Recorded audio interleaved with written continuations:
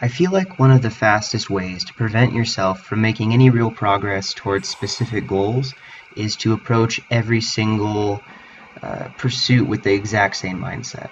Now, I think that there are a couple of qualities that you do want to keep in mind for the most part. You have general mindset things, be more positive than you are negative, make generally smarter decisions to work towards those goals. I think that the way that you approach the specific moments, though, has to be something that's different. If you're getting, in specifically talking about powerlifting, if you're getting closer and closer to a meet, maybe the weight on the bar matters a little bit more, and so you have to keep that in mind. That's a variable that's a lot more important. But in times like this, where I'm doing this reset point, I don't really care what weight's on the bar right now.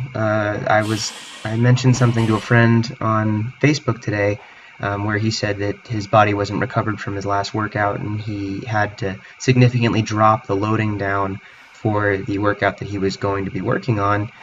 And I left the comment, it's something that I want to share with you guys. Your body doesn't know what weight's on the bar. If you are feeling fresh, something that would normally feel pretty heavy can move well, and you can be excited and be motivated.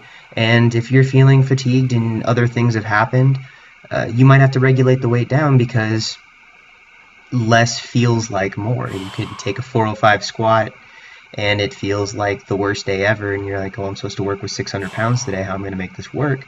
And I think it's important to remember that in these times, the weight is less the goal. The loading is not as important as doing the work, practicing the movements, fixing positions, and kind of building up those base mechanics again. And for me, I enjoy this kind of a thing. I enjoy, it is a little bit frustrating to have it feel like it's necessary, I guess, to feel like you run into a stopping point where you're forced to drop everything down and make those concessions. But I do enjoy this type of training where you feel like you're getting more work just with whatever it is you're doing, and changing your mindset and changing your focus a little bit. I'm not worried about necessarily what weight's on the bar for these sessions. I'm worried more about how do the reps look? How are they moving? Am I hitting my cues consistently? Am I getting more volume than I did in my last session? Am I getting more volume than I did in last week?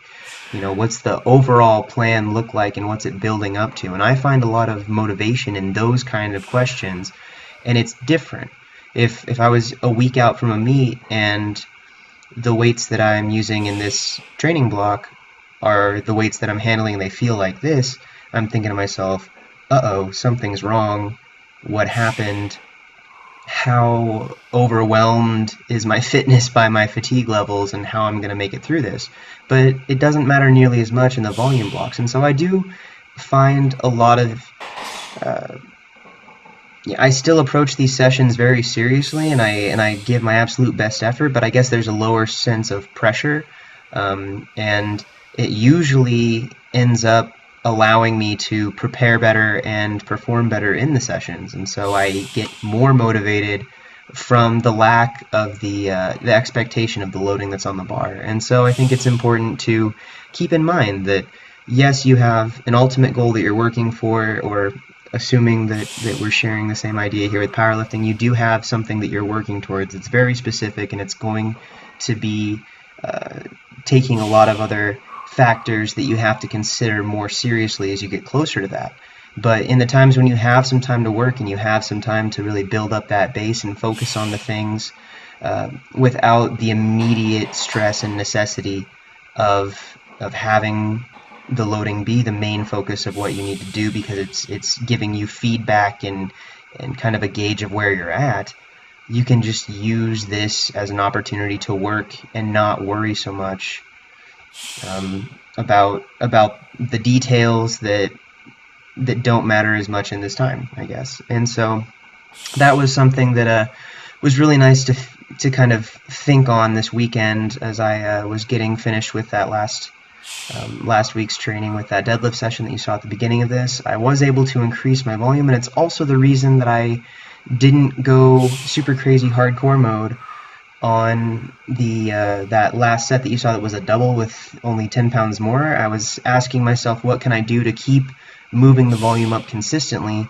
without shocking my body too much and making it more of a gentle progression in. I'm trying to bring my average intensity up a little bit each week as I adapt to the work capacity and as I get better with handling these volumes, but I also don't want to wreck myself for the next session so that I'm not able to keep that trend up. The total volume is more important than the loading right now. That's what I just spent the last 5 minutes talking about, and so that was the consideration. So I did 2 sets of 5, which matched the lift count that I did last week with a little bit more weight, and then I added in a set of 2 where I could have done more reps, but I didn't need them because I have more that I want to do the next week. And then the bench, on my day 4 of the first week that I was doing the volume, I was so beat up just by adding the day 4 back in that I was only able to manage 9 close grip reps.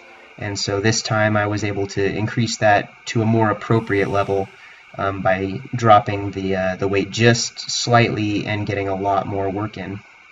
And then after that, you saw the squats from today's session, is Monday, and it felt a lot better than it has so far. This is the first time in 3 weeks where I haven't watched the videos and just kind of shaken my head with kind of confusion and disgust as to why things are just not going the way I've wanted them to. And the 495 top set that I did, I think that was on par or better than the sets I was putting up in the last 2 weeks at 480. So definitely was a good thing. My total volume was up just over the course of the same amount of lifts that I did from last week, and I added 2 more reps to kind of spike that a little bit more.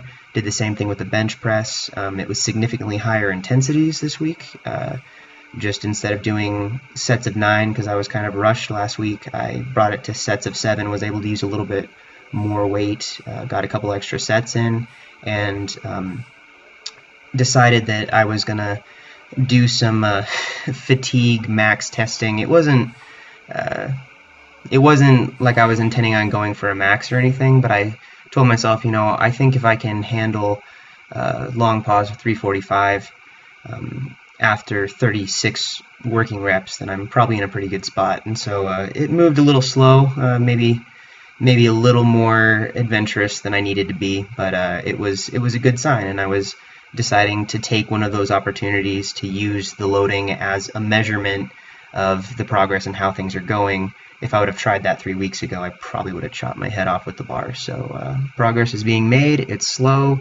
It may not be the most exciting to look at from the outside, but I really do just love this kind of thing. I feel motivated. I feel like the progress is going to be there, and it's one of the things that gets me most excited about this. I really love that dig in and grind and work hard feel that I kind of tend to lose when the weights get up a little bit more and you're just not able to put as much work in because the focus shifts. You're not trying to build so much, you're trying to display that fitness. And I really am just a glutton for the punishment of loving to put in the work. So that's where we're at right now, and I'm excited that it's looking like it's going to head in the right direction. So you can check out the 3 write-ups that I have at the end of the video there. I had the session write-up from the first day, which was Sunday's double pause deadlift and close grip bench workout, the week 2 volume, lift count, intensity, average totals, and some thoughts on that, and then the